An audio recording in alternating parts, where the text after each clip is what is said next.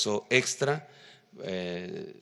Se llevó a cabo la coordinación con el gobierno del Estado, con las fuerzas federales, que es Secretaría de la Defensa, Secretaría Marina, Policía Federal, para poder atender de manera prioritaria esas tres áreas.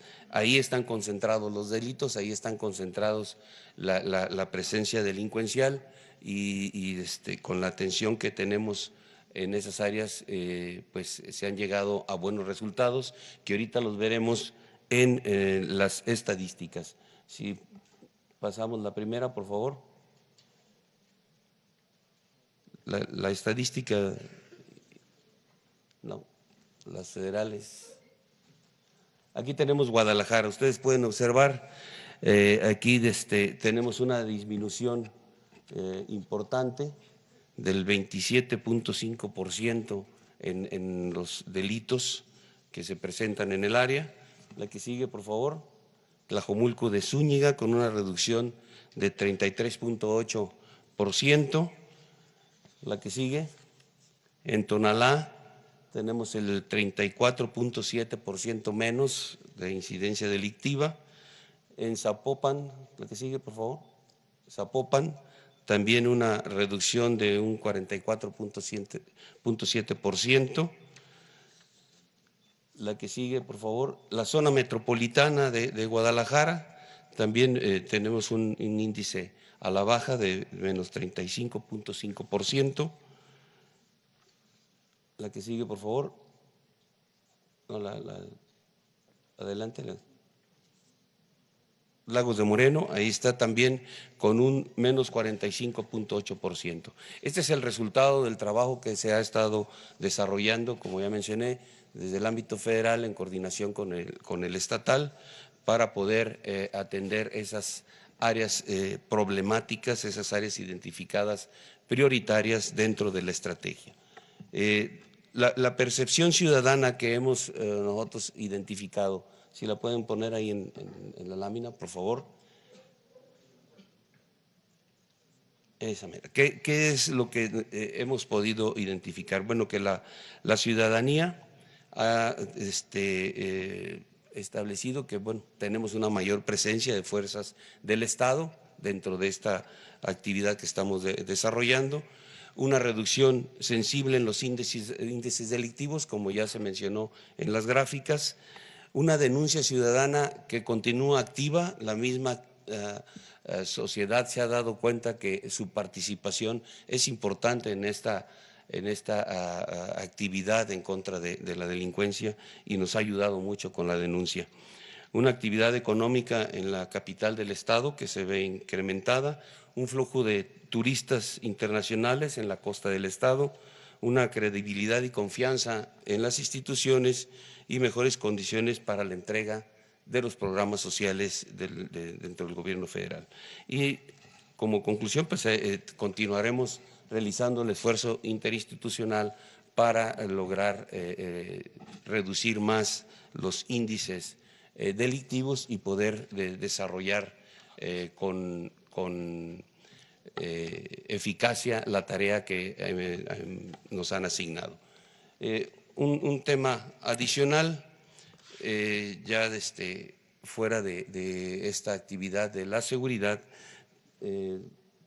hacemos la que sigue, por favor. Tenemos una actividad que se va a desarrollar en la base aérea de Santa Lucía, que es la Feria Aeroespacial 2019 y que quisiéramos aprovechar ahorita el momento para hacer la invitación a participar en esta feria. Esta actividad se va a desarrollar el día 24 de abril de este año. Va a ser aquí, como ya mencioné, en la base aérea de Santa Lucía, en el Estado de México. En esta feria, además de las actividades que se van a desarrollar en el ámbito económico, en el ámbito aeroespacial, en el ámbito educativo, en el ámbito de desarrollar este programa de darles la oportunidad a los jóvenes de encontrar un trabajo, También se va a llevar a cabo una exposición estática de diferente tipo de material aéreo que viene a exhibición. Son 70 aeronaves que vienen a exhibición, pero adicional ahí estará una parte donde estaremos exhibiendo todos los aviones que se van a poner a la venta por parte del gobierno federal. Se van a poder o van a estar en la exhibición, van a poder observar la gente que esté interesada en esto, ahí va a poder comprobar las características de los aviones y los estados de uso de los mismos, y habrá personal que dará la información sobre cada avión en particular de quienes se interesen. Ahí ustedes pueden ver el croquis de la exposición estática, y en la parte achurada que está a su lado, bueno, al lado izquierdo de la pantalla, ahí estará la exposición de este material aéreo que se pondrá en venta. Muchas gracias.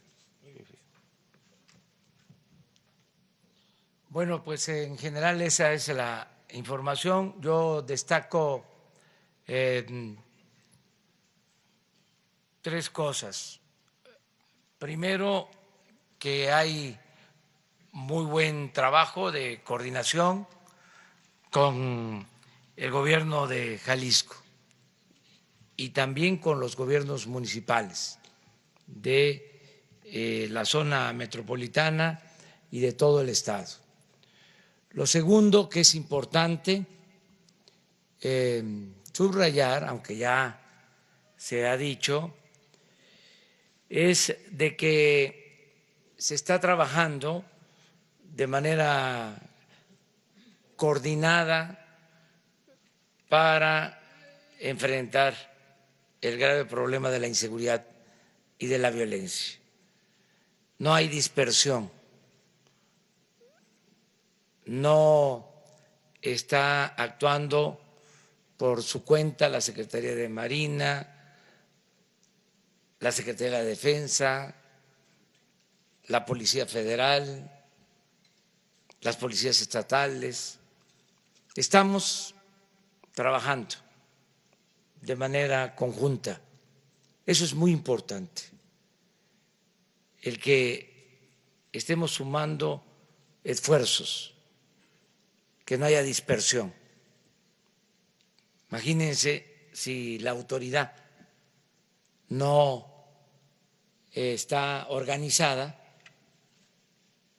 pues no se logra nada.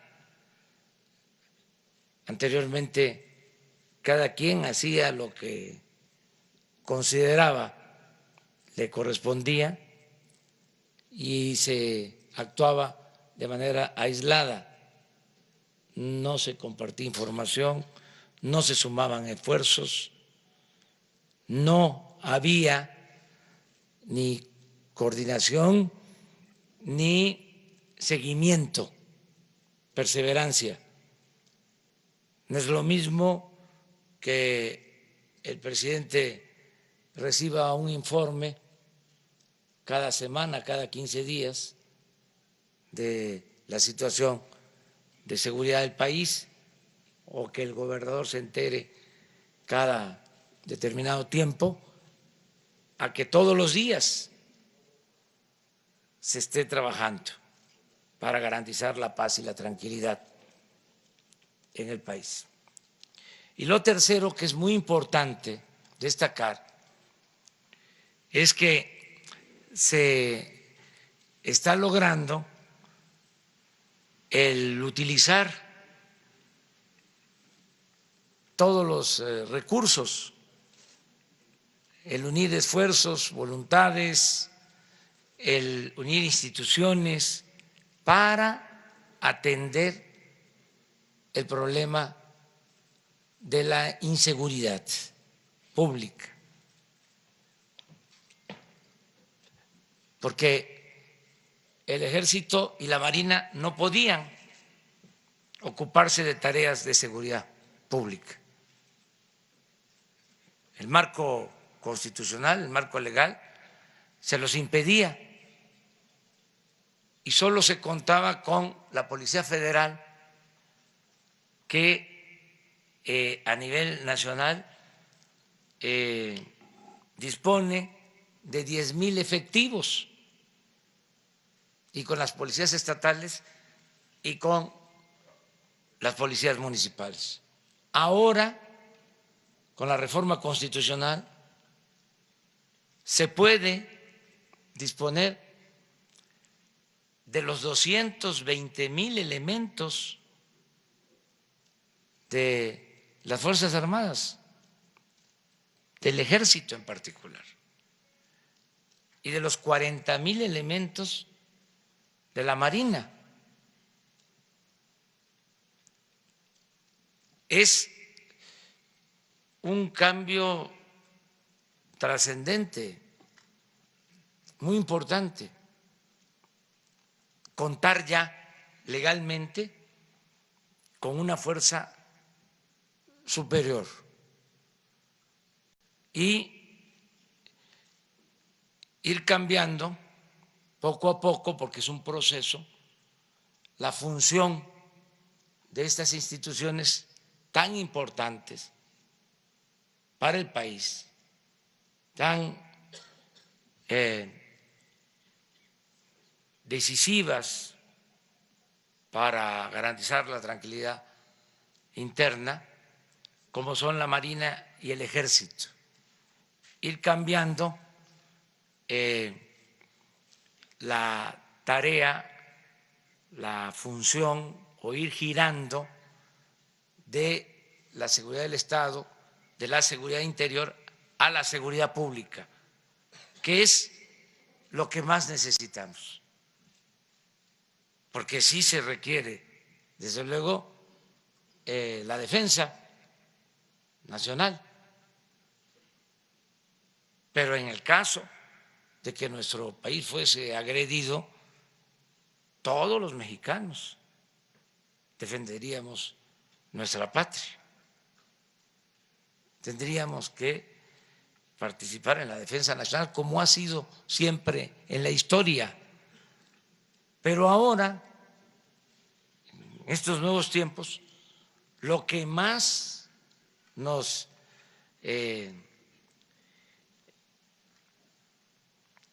llama a actuar es la necesidad de garantizar la seguridad pública. Esa es la prioridad. Y pasaba de que para este propósito no había marco legal suficiente, adecuado, y por lo mismo estábamos atados, limitados, no podíamos utilizar, repito, una institución tan importante como el Ejército, con su profesionalismo, con sus elementos, con su disciplina, con su experiencia, por falta de un ajuste o de una reforma constitucional. Entonces, ya teniendo esta reforma, ya podemos, como lo estamos haciendo, constituir la Guardia Nacional, sumando a la Policía Militar, a la Policía Naval, a la Policía Federal, distribuyendo a todos los elementos de estas corporaciones en el territorio, en 266 coordinaciones, como aquí se mencionó. Vamos a iniciar con 150, porque además de los elementos que ya están a disposición, que legalmente pueden hacer labores de seguridad pública de conformidad con la Constitución, además de eso, de todas formas vamos a requerir más elementos y se va a hacer una convocatoria, un reclutamiento de 50,000 elementos más para que haya presencia suficiente y se garantice la paz y la tranquilidad. Esto es importante que se sepa, que se conozca. Vamos bien, porque aún cuando todavía no está la Guardia Nacional, por el hecho de reunirnos todos los días, por el hecho de estar trabajando de manera coordinada, por el hecho de pintar bien la raya, la frontera entre delincuencia y autoridad, es decir, que no haya complicidades, ya se ha avanzado. Se ha mantenido control,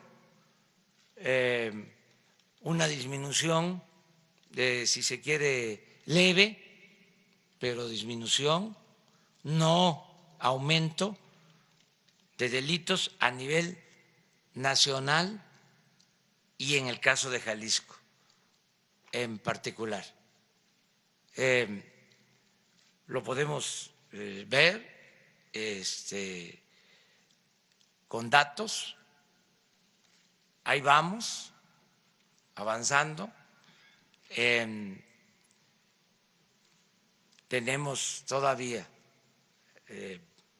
problemas en algunos sitios, en algunos estados, pero yo tengo confianza de que vamos a conseguir serenar al país y lo mismo serenar a Jalisco.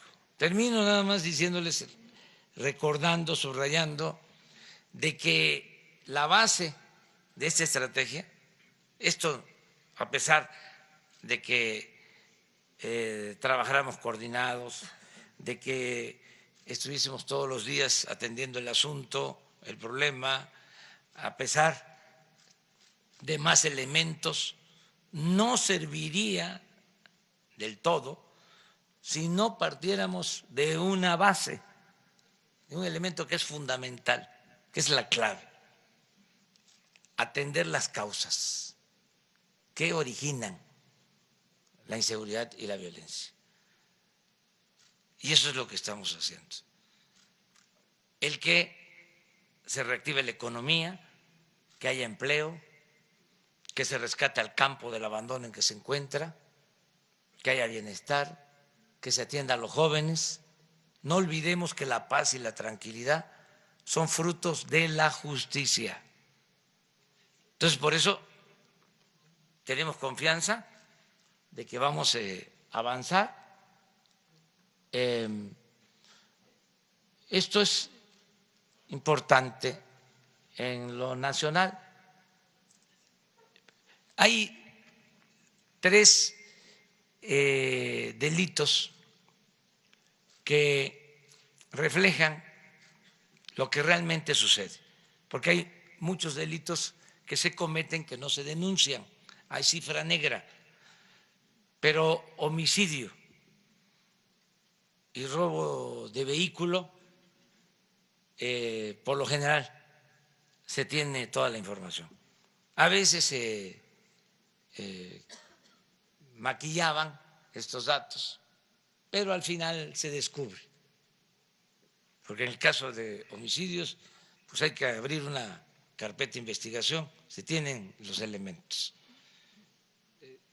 Entonces, por eso hemos tomado, para medir lo que está pasando, homicidios, robo de vehículo, a ver si tienen la lámina,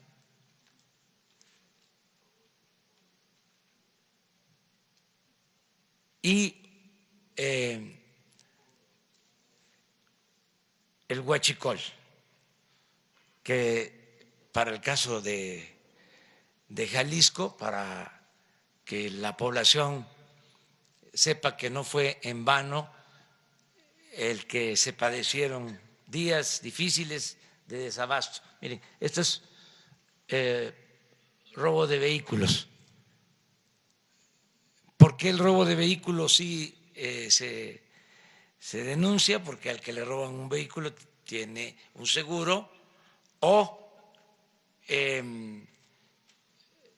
siempre se procura denunciarlo para que no se use el vehículo para cometer otro ilícito y se culpe al propietario.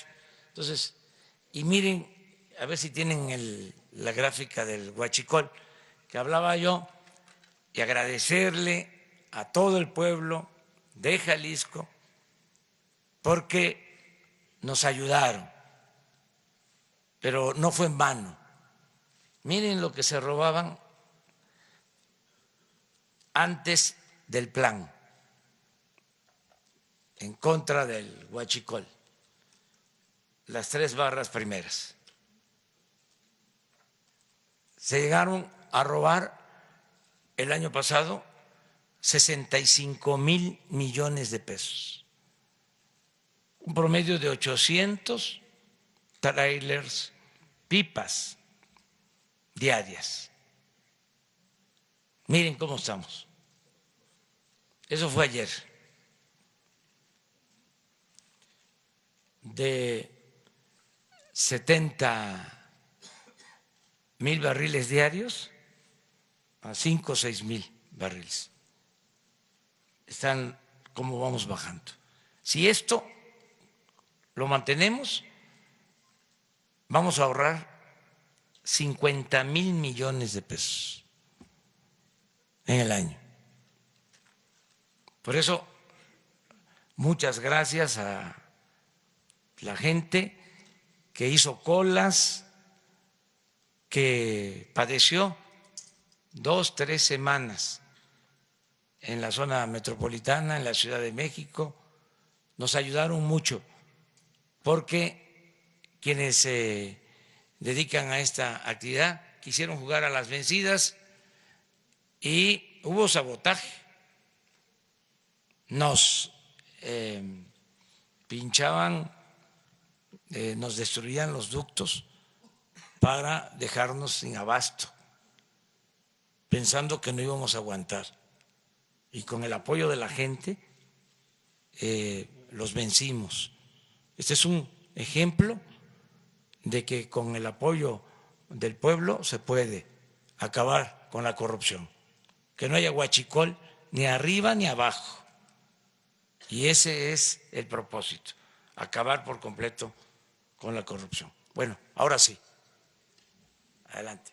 Si les parece, podemos cerrar sobre el tema y abrimos en lo general. Si hay preguntas sobre el tema.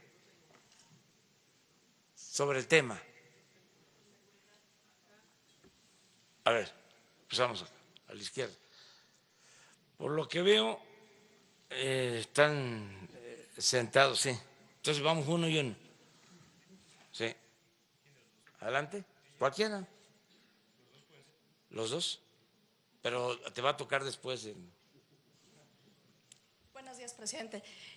Sobre el tema de seguridad, preguntarle, se reunió hace un par de días con el presidente de la CNDH, quien nos dijo que le sugirió que el mando fuera civil. Si considera usted esta posibilidad o definitivamente sería un militar, ya sea en retiro o en activo. Y preguntarle también en cuanto a seguridad, hubo un coche bomba en Guerrero, ¿qué información tienen al respecto? Gracias. Bueno, me planteó eso el presidente de la Comisión Nacional de Derechos Humanos.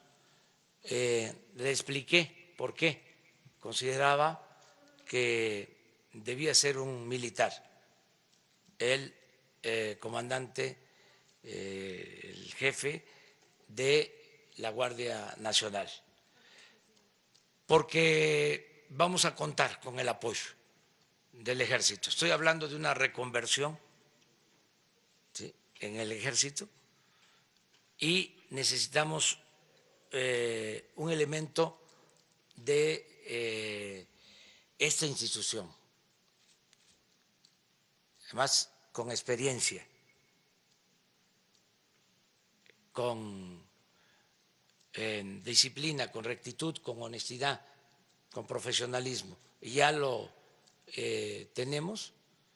Vamos a dar a conocer ya los mandos de la Guardia Nacional. Acuérdense que se tiene que conformar un Estado Mayor que lo integra la Policía Federal, la Secretaría de Marina, la Secretaría de la Defensa y el comandante de la Guardia Nacional. La semana próxima ya vamos a dar a conocer a los integrantes del Estado Mayor y al comandante, el jefe de la Guardia Nacional. ¿Podría adelantar si es en retiro en activo? En activo. Y preguntarle, ¿qué respuesta ha tenido? Porque también se dijo que se iba a llamar a algunos y militares en retiro justamente para algunos mandos. ¿Qué respuesta han tenido? Es que está abierta la posibilidad. Vamos a requerir de muchos elementos. Les hablo de 50,000 elementos más para poder cubrir las 236 coordinaciones territoriales. Y esto requiere de tropa o de policías militares o elementos de la Guardia Nacional, pero también de oficiales, de gente experimentada para coordinar acciones. Entonces, en eso estamos. Quiero, para subrayar sobre un tema muy interesante, la Guardia Nacional va a pasar por un proceso de formación, un proceso previo de capacitación en dos temas que son fundamentales: derechos humanos y uso moderado, regulado de la fuerza. En eso consiste la reconversión. Muy bien. ¿Qué más preguntaste? Lo del coche bomba en Sí, Guerrero. no pasó a mayores, se tiene toda la información. Es un asunto vinculado más con una organización regional, local, pero no pasó a mayores, afortunadamente.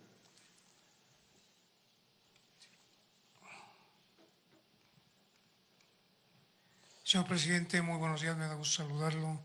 Alejandro de la Peña, director general de En Contexto, Sin Mordaza, Canal 58. Yo quisiera preguntarle, señor presidente, si ya se ganó realmente las vencidas a las bandas del Huachicol. Con mucho respeto, ¿ya hay detenidos al respecto? ¿Ya hay consignados? Eso es por un lado. Y por otro lado, comentar algo que me preocupa en lo personal muchísimo, que son algunos medios o muchos de comunicación que se dedican a estar mintiendo, difamando y más. Yo diario me autoflagelo y escucho un noticiero que empieza a las 10:30, donde un señor, para que referirlo, le dice a otro, remátala, quién sabe qué. O sea, me refiero a que son muchas mentiras, no hay una normatividad para esto. Son dos preguntas con respeto. Sí, mire, sí, vamos avanzando. No está terminado por entero el problema del robo de combustible porque estaba muy arraigado. Se toleraba, se permitía, al grado de que estaba contabilizado, se descontaba de los ingresos de Hacienda y llevaba años, como 3 sexenios, y llegamos y dijimos se acabó. Estaba tan arraigado que tenía una base social de apoyo, le permitían a la gente recoger, obtener 20, 40 litros de gasolinas, mientras llenaban pipas los que hacían el negocio mayor. Por eso el accidente lamentable, ¿no? La desgracia de Hidalgo, nos dolió mucho, pero esa práctica era ya común. Se preparaba el terreno, se hacía una especie de zanja, como una cisterna, se abría la toma clandestina y se convocaba a la gente a que recogiera gasolinas. Se había perdido hasta el sentido del riesgo, o sea, del peligro tan grande. Entonces, ya eso se terminó. Hemos tenido problemas, descontrol en tomas clandestinas, así como el caso lamentable de Hidalgo, pero ya la gente ya no se acerca, ya no va, porque además estamos atendiendo a la gente que hacía estas actividades por necesidad, por falta de oportunidades. Entonces, cuando digo que estamos ganando, pues es que pues no es lo mismo que se roben 800 pipas diarias a que se roben 40. Y estamos operando con la mayoría de los ductos. Eso no se podía hacer. Saben que cuando tomamos la decisión de intervenir era porque en la oficina de Pemex, en la torre de Pemex, en el piso 3, había todo un sistema de monitoreo en donde se sabía cómo perdían presiones los ductos, sonaban las alarmas y no se hacía nada. ¿Qué hicimos? Tomamos ese centro de monitoreo, como las refinerías, y esto con el apoyo del Ejército y de la Marina, que han estado a la altura de las circunstancias. Entonces, sí, hemos avanzado, ya no son los mismos resultados, o sea, aun cuando ayer todavía, según el dato que nos presentan, se robaron 5,000 barriles, pero ya no 80,000. Hay una gran diferencia y va bajando y yo espero que se reduzca más. Acerca de lo que se difunde en los medios, pues hay que tener respeto. No me gusta tanto la palabra tolerancia, me gusta más la palabra respeto, porque tolerancia es como si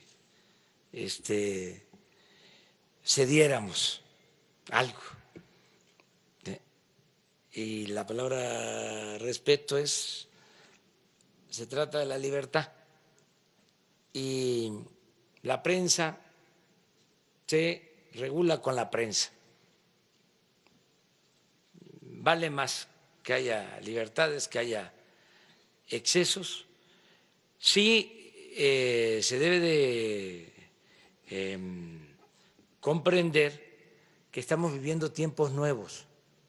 Yo me la paso tocándole las puertas a muchos, les mando telegramas, correos electrónicos, avisándoles de que ya es otra realidad la del país y sobre todo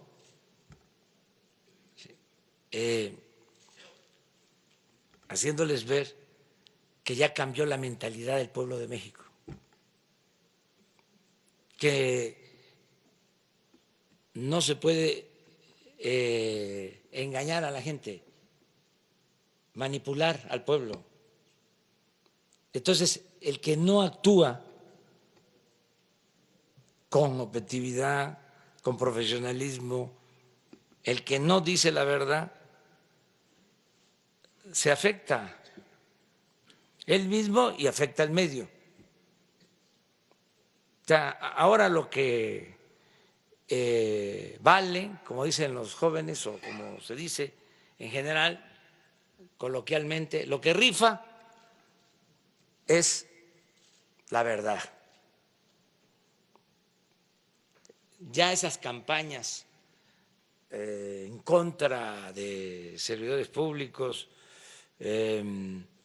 aquello que pasaba de que, no me atiendes, en el sentido amplio de la palabra, espérate, ya vas a ver cómo te va a ir. Y se desataban las campañas, eso ya no funciona. Ahora hay más información, la prensa y los medios convencionales están más abiertos, son más profesionales y existen las benditas redes sociales. Entonces, cuando hay algo, puede ser una eminencia, un premio Nobel, el que emita un juicio, pero si no tiene rigor, si no tiene apego a la verdad, si es tendencioso, ahí vienen las redes sociales a ponerlo en su lugar, en su sitio. Eso es un cambio extraordinario que se está viviendo en el país. Yo creo que nunca habíamos tenido en toda la historia un nivel de conciencia política como ahora, millones de ciudadanos conscientes. Ese es el gran cambio. Esa es la forma de responder. Vamos por acá. Gracias, señor presidente. Bueno, ya terminamos con seguridad. Seguimos. Gracias, presidente. Buenos días.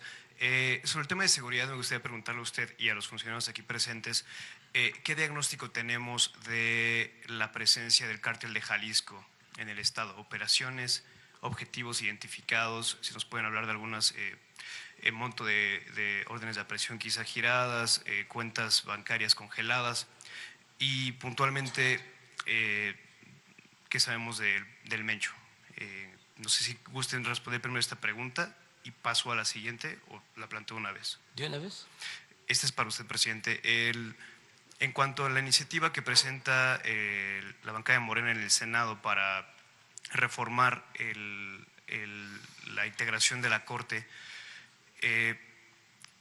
¿cuál es quisiera que nos justificara usted la necesidad de esta reforma, de crear una tercera sala dedicada al tema de la corrupción? Sobre todo cuando ya existe, gracias a la reforma anticorrupción que se implementó hace unos años, un tribunal específicamente dedicado a este tema, y cuando se da a conocer, de hecho, de que hay una reciente sentencia que le ordena al Ejecutivo y al Congreso precisamente tramitar la designación de estos magistrados anticorrupción. ¿Va usted a atender esta sentencia y nombrar a estos magistrados o la va a hacer a un lado? Y reitero, ¿qué necesidad hay cuál es la justificación de hacer esta reforma a la Corte? Gracias. Bueno, es una decisión, te contesto esto último, de los legisladores, un signo de los nuevos tiempos, de la cuarta transformación, es que hay división y hay equilibrio de poderes. Ya el Ejecutivo dejó de ser el poder de los poderes. Hace poco, hace 2 días, nos rechazaron las ternas para la CRE, el Senado. Nunca había sucedido de que le rechazaran ternas al presidente. Por eso me dio mucho gusto, porque quiere decir que hay cambios, se están dando cambios. Al mismo tiempo hay cooperación y hay comunicación. Ayer me reuní con el presidente de la Suprema Corte de Justicia con respeto a la autonomía de los poderes. Acerca de lo que me planteas, es un asunto del Poder Legislativo. Mi opinión respetuosa es de que ya no necesitamos más aparatos. Lo que se requiere es mantener la voluntad de no permitir la corrupción, acabar con la corrupción, de arriba hacia abajo. Y diría que hemos avanzado. En el Ejecutivo ya no hay corrupción tolerada de arriba hacia abajo, porque el principal problema en cuanto a el predominio de la corrupción es que se tolera arriba. No hay ningún negocio jugoso que se haga en el país que no lleve el visto bueno del presidente de la República. Es un cuento eso de que son las autoridades inferiores o menores las que toman las decisiones, ni siquiera los secretarios. Cuando se trata de entregar contratos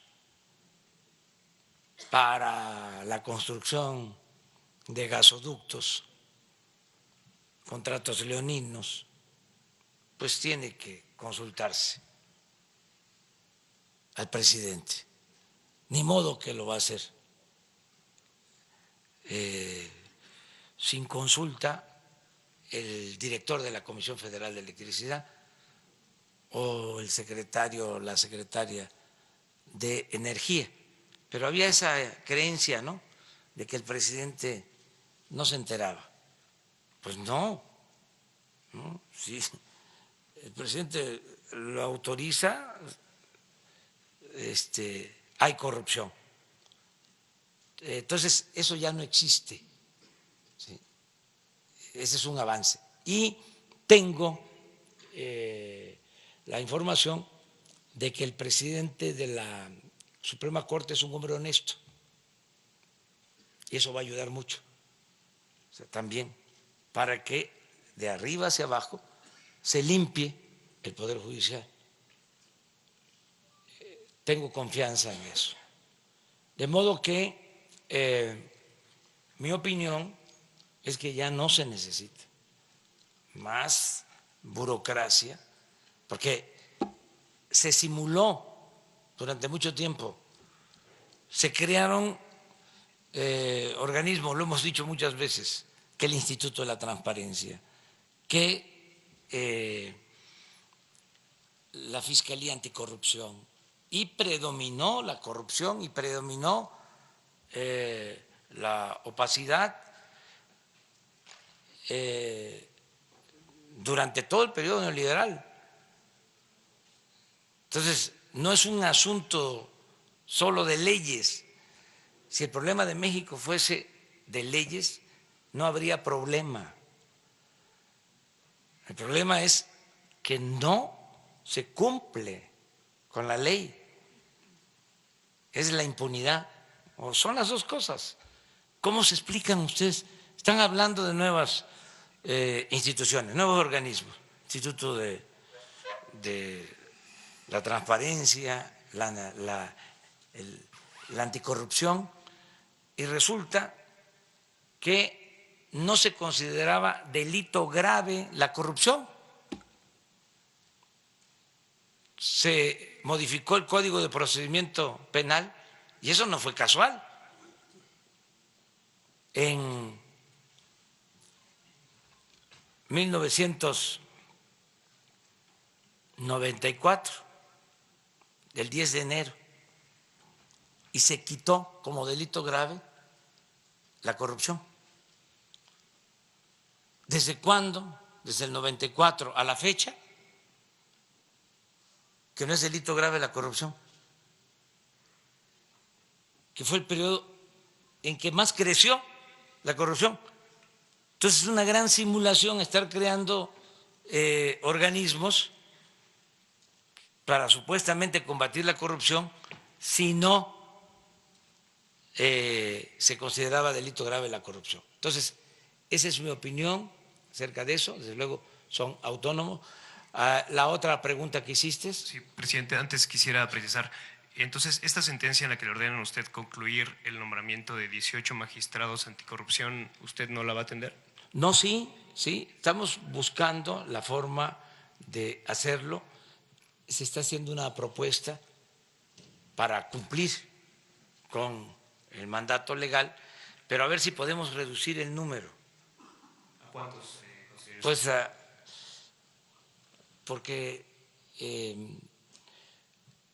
tenemos que tener menos, en eso andamos, que haya una sala en vez de 4 o 5 salas regionales, que exista una. Entonces, en vez de que haya 18, es que saben que antes era crear el organismo, son ¿cuántos funcionarios nuevos? 18 magistrados. 18 magistrados. ¿Saben cuánto ganaban cada magistrado? 300,000. Pues ahí se quedaba todo el presupuesto, en los aparatos burocráticos. No le llegaba nada al pueblo. Entonces ya no queremos eso. O sea, para todo era crear fideicomisos, organismos reguladores, coordinaciones, órganos autónomos. Entonces, estamos buscando la forma de llegar a un acuerdo sin transgredir la ley. Entonces, no desaparecería el Tribunal Anticorrupción, sino funcionarían al mismo tiempo el Tribunal Anticorrupción y esta nueva sala. Sí podría ser, pero a ver si podemos lograrlo, que cueste menos. Ok, gracias, presidente. Acerca de la primera pregunta, yo opino que no debemos de ser muy puntuales en estos casos, si se están atendiendo. Me gustaría que el general les explicara de cómo se está evitando que actúen con impunidad las bandas de delincuentes que afectan en Jalisco y en otros estados. Hablábamos de los homicidios. Está probado que donde hay más presencia de estas bandas es donde tenemos más problemas de violencia.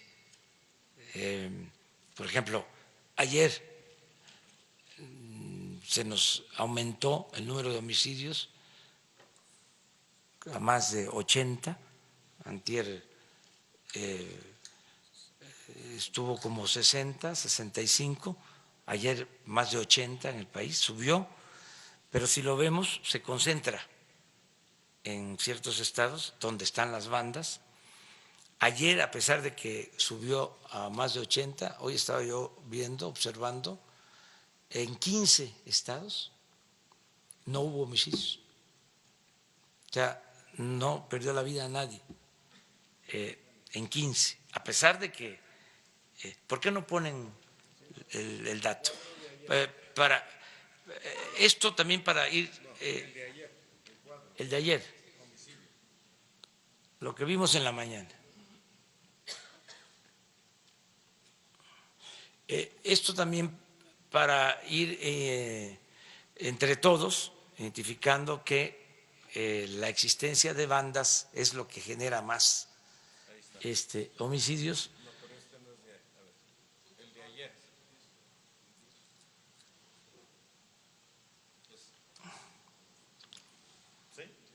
A ver. O al menos ahora lo vemos, porque sí es interesante, o sea, cómo se concentran y muchos homicidios. Mira,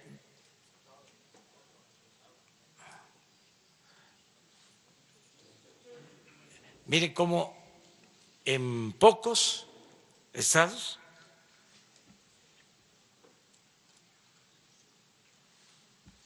tenemos la mayoría. Y tiene que ver, por ejemplo, el caso de Baja California, el Estado de México, pero si contamos cuántos no tienen,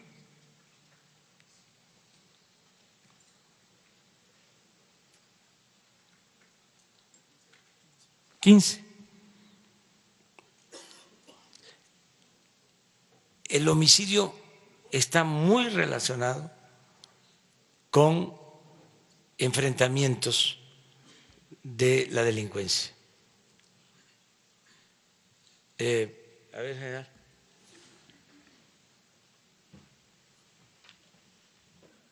Con permiso. Bien, una vez identificado las áreas donde se presentan estos delitos, la estrategia que se ha implementado es incrementar la presencia, incrementar efectivos en las áreas. Así tenemos operaciones en Baja California, aquí en Jalisco, en donde buscamos primero identificar dentro de las ciudades, tratar de hacer un cerco identificando las principales vías de acceso a las ciudades, las áreas dentro de las ciudades, las áreas más conflictivas, las colonias, las colonias en donde se presenta la mayor cantidad de este tipo de delitos, y entonces combinamos este tipo de cerco con reconocimientos en esos puntos, reconocimientos donde va Policía Federal, Marina y Defensa, desarrollándolos y tratando de actuar en contra de estas organizaciones criminales. De esta manera, la presencia inicial hace una disuasión y los reconocimientos van enfocados también una parte de disuasión y otra parte a actuar en contra de ellos en base a la información que se tiene de esas áreas conflictivas. De esta manera vamos cubriendo esas áreas prioritarias que dentro del Gabinete de Seguridad se han ido identificando o dentro de la evolución del diario actuar de la sociedad, vamos nosotros notando que va haciendo un incremento por la presencia de grupos delictivos en las áreas. Esta es la estrategia que seguimos para atender esta parte. Gracias. Pero general, disculpe, sobre el cártel de Jalisco, puntualmente, ¿qué información nos pueda? No nos enfocamos a actuar de una manera con el cártel de Jalisco o con algún otro. No, lo que interesa es darle la seguridad a la sociedad. Ese es el objetivo primordial, que la sociedad tenga esa seguridad, garantizarle la seguridad pública, garantizar que no sufra del embate de la delincuencia. Y la estrategia es similar, no importa el cártel en el cual estemos o contra quien estemos operando. Repito, lo principal es la seguridad de la ciudadanía. Pero yo quiero ahondar sobre eso, que es un cambio importante y lo contestó muy bien el general. O sea, no se trata ya de operativos, como era la costumbre, operativos contra un cártel en particular. Nos interesa la seguridad pública. Ese es el cambio. No había elementos para garantizar la seguridad de la gente, de los ciudadanos. Entonces, se usaba al Ejército y a la Marina para los operativos. Entonces, lo que queremos ahora es que nos ayuden, como lo han hecho, tanto elementos de la Marina como del Ejército, para actuar en el territorio donde está la gente y proteger a los ciudadanos. Y poner el énfasis en la seguridad pública. Eso es algo muy importante. Y lo otro es que no haya distinción, que no haya vinculación de la autoridad con la delincuencia, que no se tolere, que no se permita a ningún grupo y que se atienda lo que es la seguridad y lo preventivo, que se vayan quedando solos, que ya no tengan el ejército de reserva de millones de jóvenes que no tenían oportunidad y que se les empujaba a tomar el camino de las conductas antisociales. Ahora no, ahora los jóvenes tienen becas, son contratados para trabajar como aprendices, ¿sí? Con todos los programas de bienestar van a haber condiciones mejores para que nadie se vea obligado a tomar el camino de las conductas antisociales, que ya no sean enganchados los jóvenes, que no sigan siendo enganchados para formar parte de la delincuencia. Eso es lo más importante, porque las metas antes eran, a ver, ¿a qué personaje de la delincuencia organizada famoso se detiene y se hace un espectáculo? ¿Y qué? Se resolvía con eso. Si seguía la violencia, si seguía la inseguridad. Entonces, lo que queremos es atender las causas, ir al fondo y llamar a todos los mexicanos a portarnos bien. Va a iniciar una campaña para orientar a los jóvenes a que no se consuma droga, una campaña general, y nos van a ayudar todos para dar opciones a los jóvenes, alternativas, informarles el daño que causan las drogas, ciertas drogas que ahora se están consumiendo más, que destruyen, y a dar opciones, a dar alternativas y insistir mucho en que solo siendo buenos podemos ser felices. Y este es un llamado también para los que están en actividades ilícitas, que piensen en ellos y que piensen en sus familias y que hay la posibilidad de la reincorporación, la readaptación, no cerrar las puertas a nadie y que se entienda de que ya no se va a contar con la complicidad del gobierno, ya no va a haber impunidad, se acaba la corrupción y se acaba la impunidad. Me canso ganso.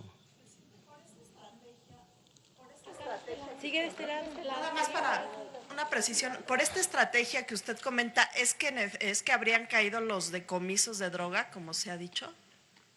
¿O no han caído los decomisos? Sí, hay, pero no es eso lo fundamental. Aquí podríamos pues comentarles, decirles, ayer fue un día de bastante decomiso de drogas, pero ¿qué se hacía?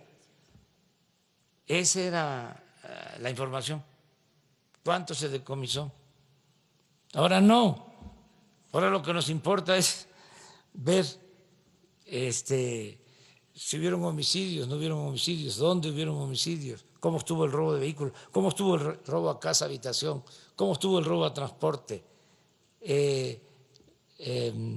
de los que pierden la vida, cuántos hombres, cuántas mujeres, que haya seguridad. O sea, es otra concepción.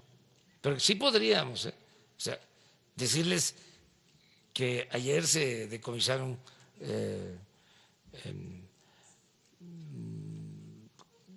mucha cantidad de droga,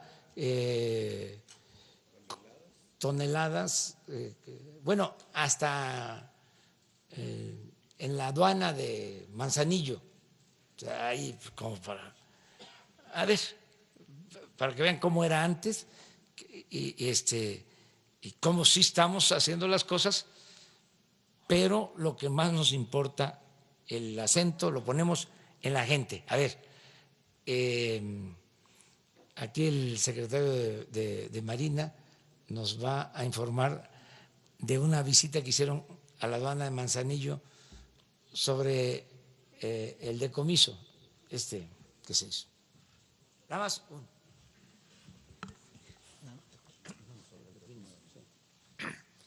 Buenos días. El día de antier hicimos una visita a las instalaciones del puerto de Manzanillo y sin necesidad de hacer una visita de campo, nos concretamos a información. Se hizo un decomiso unos días antes sobre el pepino de mar y pues ahí con información que tenemos supimos que hay colusión, sobre todo lo que querían era que se le diera el libre paso para pues continuar el contenedor. Afortunadamente, gracias a lo que se tiene, a la tecnología que se tiene, se impidió que se llevara a cabo esa colusión y hoy en día ya se está viendo el trámite para judicializar a los responsables, ¿no? Es una decomiso únicamente, le podemos decir a ustedes sobre el pepino de mar, pero hay otras cuestiones que no tiene caso ahorita mencionarlo, en su momento se les hará conocer. Esto fue sobre el pepino de mar, que creo que ya ustedes lo sabían, porque se dio a la información hace algunos días, y nada más la conclusión que se llegó es que sí hay colusión y ya estamos trabajando para judicializar ese caso, ¿no? Esa es la información que les podemos dar. Gracias.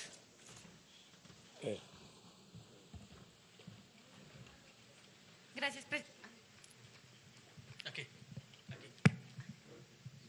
Gracias, presidente. Marta Hernández, de NTR. Preguntarle, en primer punto, en Jalisco, autoridades han señalado que los homicidios son porque se están matando entre grupos del crimen organizado. Si ustedes tienen información que así lo sostenga, porque al menos lo que se ha obtenido vía transparencia por parte de autoridades estatales no corrobora esa versión, y si la estrategia que usted está planteando de reforzar las políticas en materia de derechos humanos va a incluir este tema tan delicado de seguridad y los discursos oficiales. Eso por un lado. Pues sí, es cierto, donde hay más presencia de bandas, hay más homicidios, y en algunos casos son enfrentamientos entre bandas por el control de plazas. Eso sucede en Jalisco y en Michoacán y en Colima y en otras partes. Es cierto. O sea, no se le puede achacar todo lo que sucede a las bandas o todos los homicidios que son entre las mismas bandas. No. Pierden la vida gente inocente, desde luego, pero un reflejo de que sí es un asunto que tiene que ver con bandas organizadas, o que el homicidio tiene mucha relación con la existencia de las bandas, es esto que vimos acerca de lo que sucedió ayer, de cómo hay estados donde no hay homicidios. Ayer, hoy puede ser que esos que están en cero, toco madera, pero aumente, ¿sí? Porque si es un comportamiento, ¿sí? De hasta 90%, como se ha señalado aquí en Jalisco. No sé, yo no puedo medir eso. O sea, sí se podría en las carpetas de investigación llegar al detalle. Y sería bueno transparentar, es decir, que se conociera, porque tenemos que socializar información entre todos y ir conociendo entre todos lo que realmente sucede y no ocultar nada. Transparencia por completo. De acuerdo. Y en otro tema local, preguntarle, hace un momento, aprovechando que usted hacía referencia de la relación con los medios de comunicación, en Jalisco se han suscitado diferentes desencuentros entre autoridades estatales y pues se han hecho calificativos como de medios basura, se ha dicho que la prensa está friegue y friegue, nos han tildado de mentirosos, se han emitido diferentes descalificaciones de parte del gobernador Enrique Alfaro hacia los medios de comunicación, hacia los reporteros, nos han dicho ya sabemos de dónde vienes. ¿Cuál es la postura que tendría que haber ante pues el cuestionamiento del actuar de la autoridad, número uno? Y número dos, si usted tiene conocimiento del tema de A Toda Máquina, en Jalisco se han señalado presuntas irregularidades por coincidencias en una licitación de más de 3.600 millones de pesos, es casi lo que se necesita para terminar la línea 3 del tren ligero, haciendo un comparativo para dimensionar el monto, y esta licitación la gana un empresario que acompañó curiosamente al gobernador a ver un juego de básquetbol a Los Ángeles. Las dos firmas que compitieron tienen coincidencias en cuanto a sus representantes y también respecto a los domicilios. Hay una serie de pues puntos que se están cuestionando, ya incluso se tuvieron que abrir investigaciones en la Contraloría. Si usted en la presidencia tiene conocimiento de este caso y si podría abrirse, hay la posibilidad de que se abra una investigación sobre este tema, considerando también pues el discurso que usted ha mencionado de un combate a presuntos actos de corrupción. ¿Qué tanto podría acotar en temas estatales como este que le menciono? Bueno, pues lo importante es el que se den estos encuentros con toda libertad, que puedan haber estas denuncias de manera abierta, sin censura, que se respete la libertad de prensa, la libertad de expresión. Eso va a ser una constante en el gobierno, el respeto a la crítica, el derecho a disentir, ¿sí? No solo eso, el apoyo para que se pueda ejercer el periodismo sin miedos, sin amenazas, proteger a los periodistas, evitar todo tipo de censura. Eso se garantiza sin ningún problema. También que se entienda que son diálogos circulares, son mensajes de ida y vuelta y que se debe de permitir el derecho de réplica. O sea, la autoridad tiene también el derecho, ¿sí?, de informar, orientar, argumentar y defenderse. Yo les digo a los de la prensa conservadora, les digo prensa fifí, por ejemplo, pero no es un insulto, es señalar de que existe una prensa conservadora que no les gusta que se haya llevado a cabo un cambio en el país, porque ellos formaban parte del antiguo régimen. Eran, para decirlo coloquialmente, pero con todo respeto, alcahuetes. Entonces, de todo esto se habla y así tiene que ser la vida pública, cada vez más pública y transparente, crítica, respetuosa, y que haya equilibrios, porque también antes toda la prensa volcada, o los medios, o la mayoría, para no generalizar, a aplaudir, a quemar incienso al gobierno como misión, obedecer y callar. Y ahora, ¿no?, pues lo que se tiene que buscar es que sea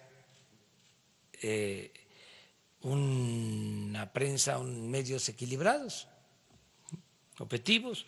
Y hablaba yo de el valor de la verdad, que eso es lo más importante, ¿sí?, apego a la verdad. Y en el caso de Jalisco, en particular, mi opinión es que tienen un buen gobernador. Ya ven que yo siempre digo lo que pienso y respeto pues otros puntos de vista, pero yo creo que se tiene un buen gobernador en Jalisco. Y ya no me meto a más. De lo que le pregunté del programa Toda Máquina, ¿tiene conocimiento? No, pero estoy seguro que todo eso tiene una explicación y se va a informar en su momento. Y si hay alguna duda, creo que se va a aclarar. Ese es mi punto de vista. Una más. Él quedó pendiente, lleva una semana levantando la mano. A ver.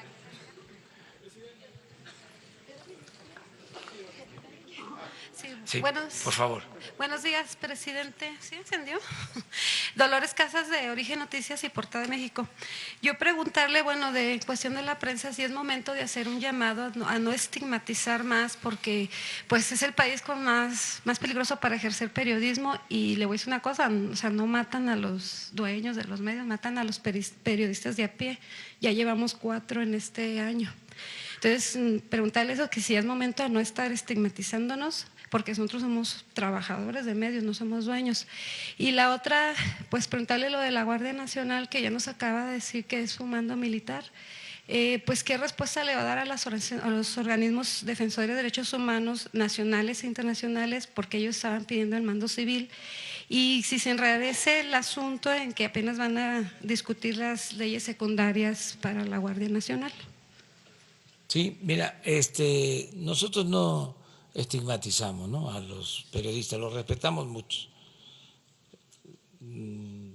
Nosotros somos respetuosos de todos los ciudadanos y de los periodistas. Considero el periodismo un noble oficio. O sea, sin el periodismo no se hubiesen llevado a cabo las transformaciones en el país. Tengo como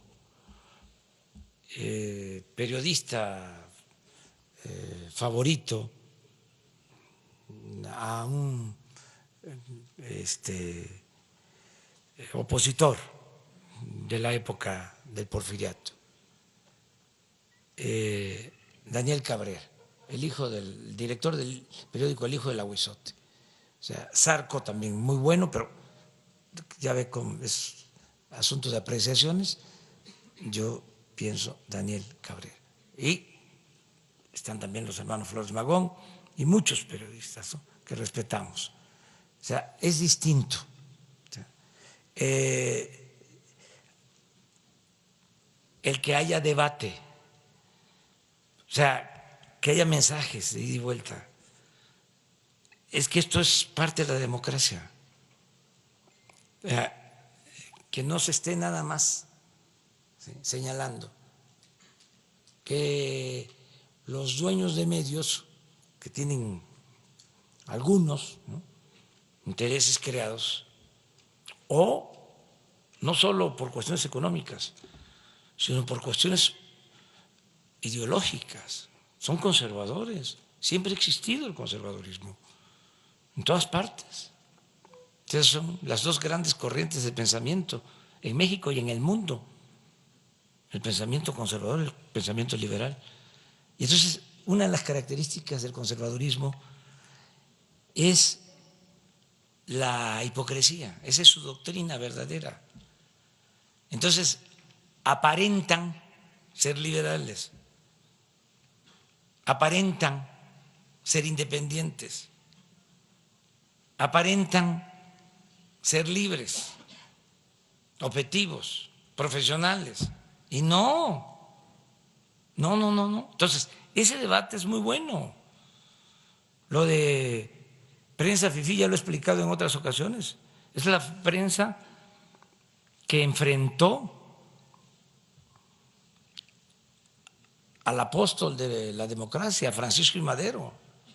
Hay algo que nunca le perdonaron los porfiristas,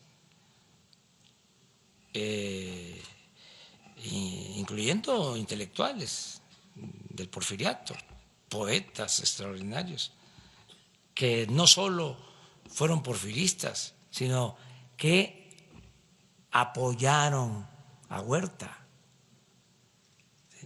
Hay una cosa que nunca le perdonaron los porfiristas a Gustavo Madero. Cuando triunfa Francisco I. Madero, se desata la crítica, ¿no?, de los periodistas, como pocas veces, insultos al presidente. Bueno, un jalisciense extraordinario, un gran pintor, José Clemente Orozco, era porfirista. Luego se volvió revolucionario, extraordinario, como artista y como revolucionario. Bueno, llegó a publicar una caricatura en donde ponía a Porfirio como gigante y a Madero como un pigmeo, Orozco. Ya se pueden imaginar los otros. Entonces, en ese contexto, Gustavo Madero dijo una frase que no se la perdonaron, porque por eso fue tan cobarde y vil la forma como lo asesinaron. Dijo: le muerden la mano a quien les quitó el bozal. Eso no se lo perdonaron, por eso lo asesinaron así. Entonces, son temas que no conoce la historia, o el que no sabe de dónde viene no va a saber hacia dónde va. Entonces, ¿de dónde viene lo de la prensa fifí? De ahí. Y de quienes celebraban el fracaso de el presidente demócrata más importante que ha habido en la historia de México. Entonces, no es ofender a ningún periodista, no, es, a ver, fuera máscaras. ¿Cómo es que ayudaste a Salinas, que entregó los bienes de la nación y del pueblo a sus allegados? Te quedaste callado porque Salinas es el padre de la desigualdad moderna. Por él es que se profundizaron las desigualdades en el país, porque lo que era de la nación lo transfirió, lo pasó a unos cuantos. ¿Y cómo te quedaste callado ante eso? Y ahora ya estás de opositor. Bueno, pues cuando menos que yo pueda decirte que eres fifí. Es lo único. Lo de la Guardia Nacional está permitido en la Constitución. Estamos por entregar las 3 leyes reglamentarias y le expliqué al presidente de la Comisión de Derechos Humanos y voy a seguirle explicando. Viene la señora Bachelet, sí, viene la señora Bachelet, le voy a explicar el por qué necesitamos del apoyo del Ejército.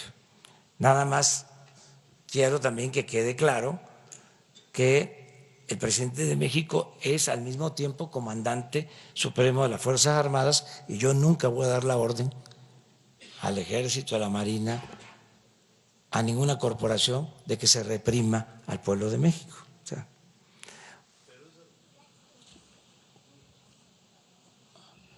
buenos días, Satsiri Cárdenas de Noticias Univisión. Usted ha estado hablando toda la semana de la actitud del presidente Donald Trump de lo de cerrar la frontera, pero ayer por la tarde él cambió su mensaje hacia la actitud en la frontera, ha dicho que nos va a dar un plazo de 1 año y aranceles a los automóviles en la frontera. ¿Cuál es su posición hablando sobre esto, sobre todo que tiene muy nerviosos a los mercados y a los inversionistas en el país? yo le diría a los inversionistas mexicanos y extranjeros y a los que participan en el mercado financiero que estén tranquilos, que es muy buena la relación que tenemos con el gobierno de Estados Unidos, que se va a ratificar el Tratado de Libre Comercio, que no hay ningún problema en lo económico y en lo financiero, que al contrario tenemos una moneda fuerte, el peso se está fortaleciendo, la inflación está a la baja como pocas veces, la confianza del consumidor se está manifestando como nunca, está creciendo la bolsa de valores, están creciendo las utilidades en la bolsa de valores y por si fuese poco les doy un dato más. Llevamos una recaudación de alrededor de 8,000 millones de pesos arriba de lo programado.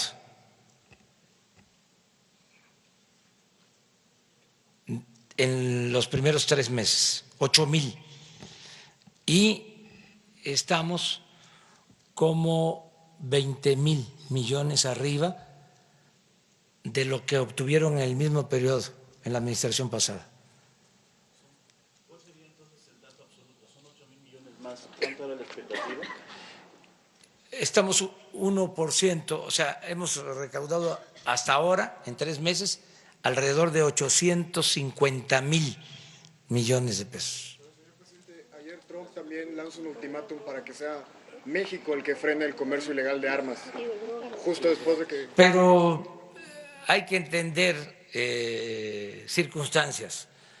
Ustedes son muy buenos investigadores, son mirones profesionales, se los dejo de tarea.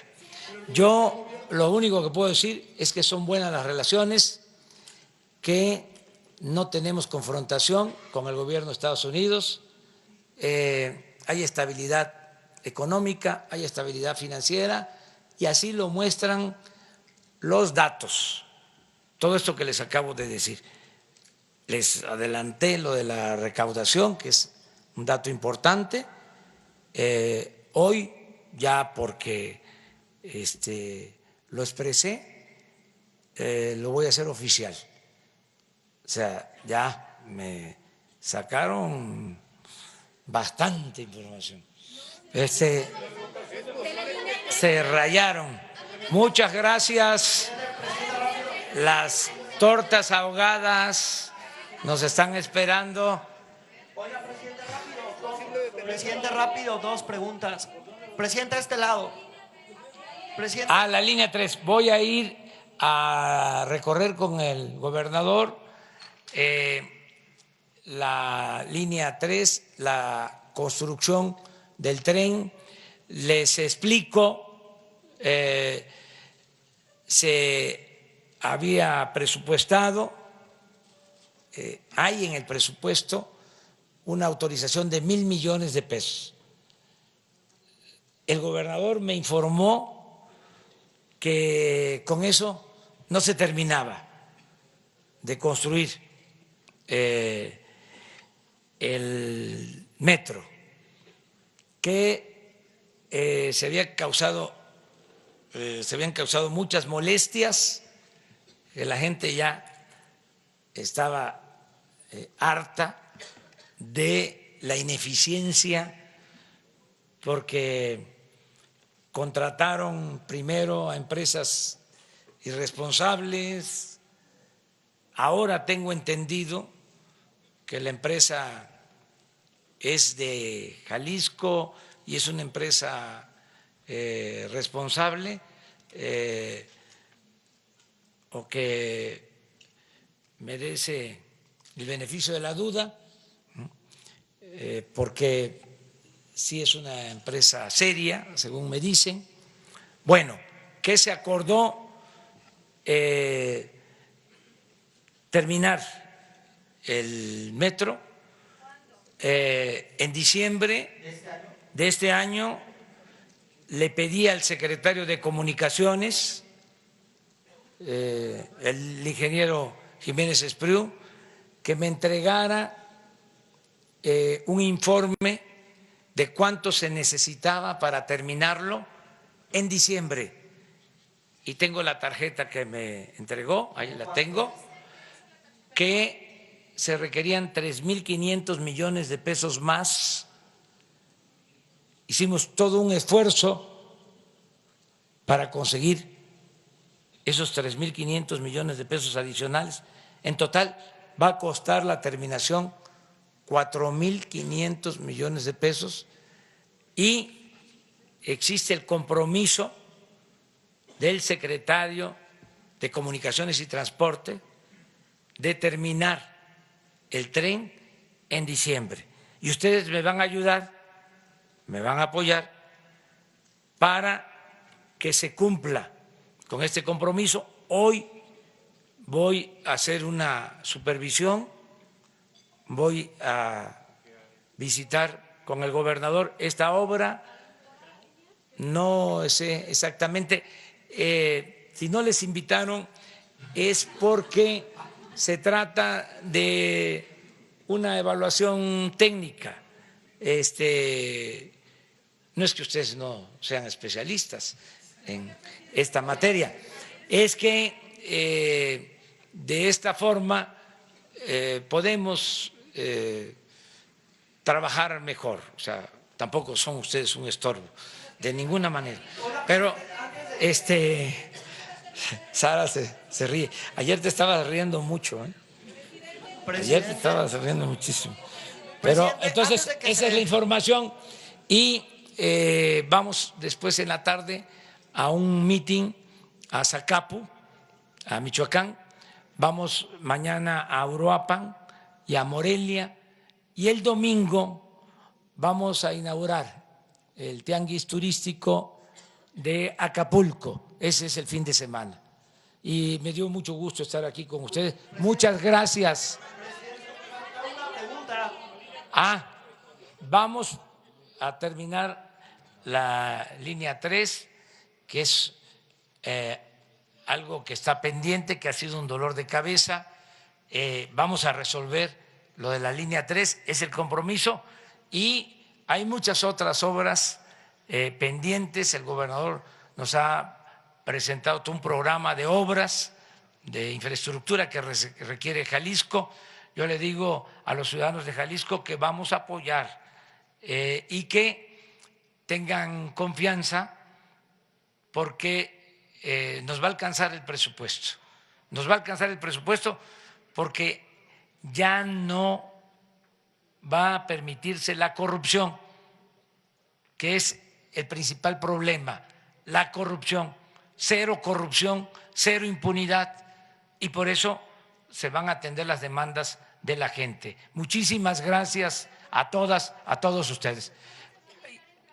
No, pues sí, de una vez. Oiga, presidente, rápidamente, a ver, Sí, es que desde ya varios días. Sí, una semana. Oiga, hay un asunto rápido ahí en Chapultepec. Presenta usted este plan para rescatar el bosque. Resulta que una autoridad judicial dice no, al bosque hay que privatizarlo, abre la puerta para cambiarle el uso de suelo a lo que ustedes quieren reforestar y que se puedan hacer pues unos complejos de edificios pues que son muy carísimos, muy costosos, que ya inclusive pues se ha anunciado la preventa de ello y piden cambiar el uso de suelo, lo cual pues le daría al traste literal a lo que usted presentó el martes o miércoles pasado. ¿Qué va a pasar con el tema de Chapultepec? Es un intento literal de privatizarlo. No se va a privatizar el bosque de Chapultepec y no se van a autorizar permisos para que se hagan esos conjuntos habitacionales.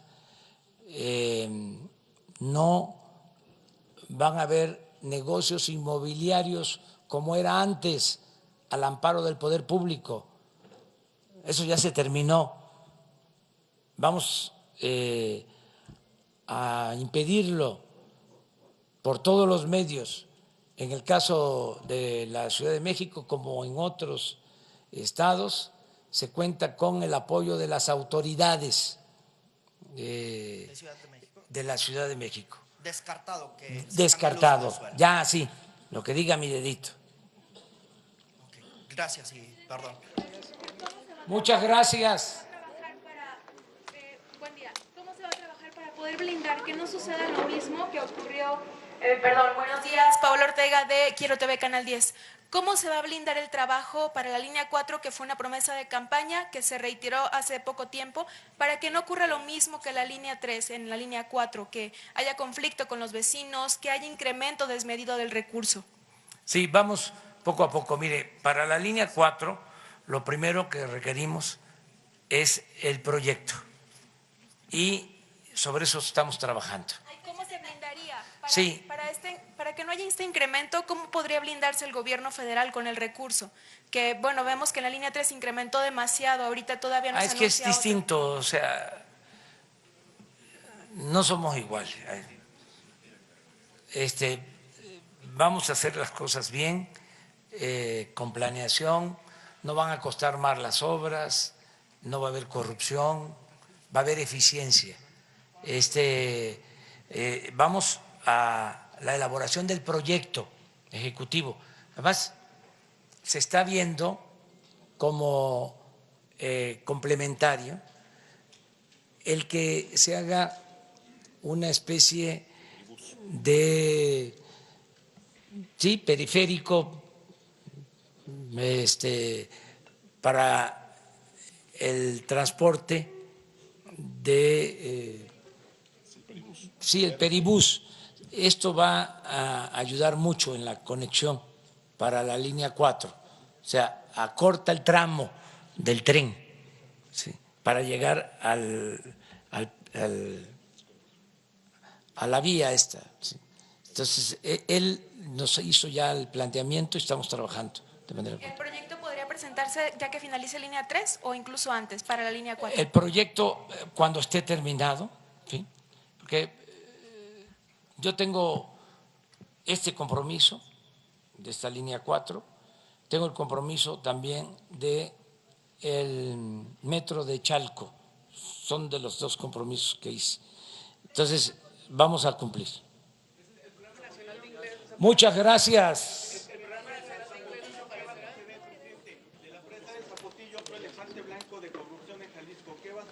Se está viendo.